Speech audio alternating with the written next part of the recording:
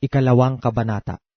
At nang ikatlong araw ay nagkaroon ng isang kasalan sa Kana ng Galilea, at naroon ang ina ni Jesus, at inanyayahan din naman si Jesus at ang kanyang mga alagad sa kasalan.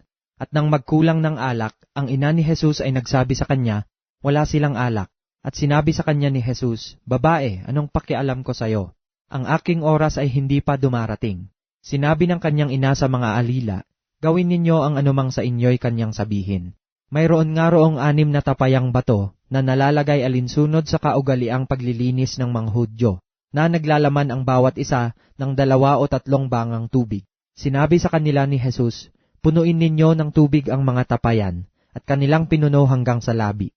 At sinabi niya sa kanila, Kunin ninyo ngayon at inyong iharap sa Pangulo ng Kapistahan.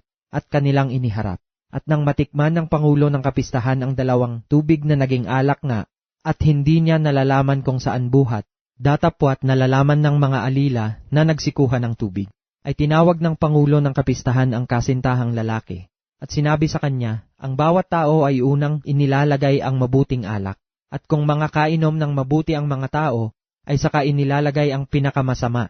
Itinira mo ang mga mabuting alak hanggang ngayon. Ang pasimulang ito ng kanyang mga tanda ay ginawa ni Jesus sa Kana ng Galilea, at inihayag ang kanyang kaluwalhatian, at nagsisampalataya sa kanya ang kanyang mga alagad.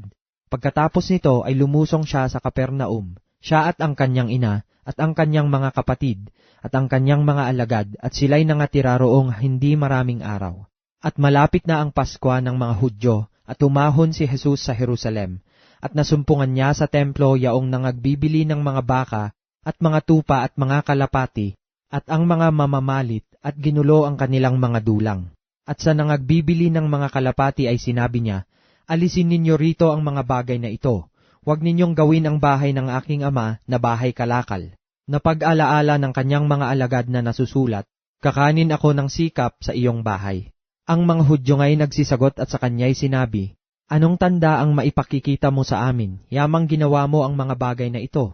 Sumagot si Jesus at sa kanila'y sinabi, Igiba ninyo ang templong ito at aking itatayo sa 3 araw. Sinabi nga ng mga Hudyo, 46 na taon ang pagtatayo ng templong ito, at itatayo sa 3 araw?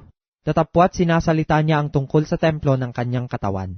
Nang magbangon na mag-uli nga siya sa mga patay, ay naalaala ng kanyang mga alagad na sinalita niya ito, at nagsisampalataya sila sa kasulatan at sa salitang sinabi ni Jesus.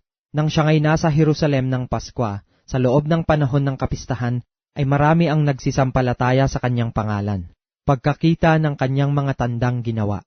Datapwat si Jesus sa kanyang sarili ay hindi rin nagkatiwala sa kanila, sapagkat nakikilala niya ang lahat ng mga tao, sapagkat hindi niya kinakailangan na ang sino man ay magpatotoo tungkol sa tao, sapagkat nalalaman nga niya ang isinasaloob ng tao.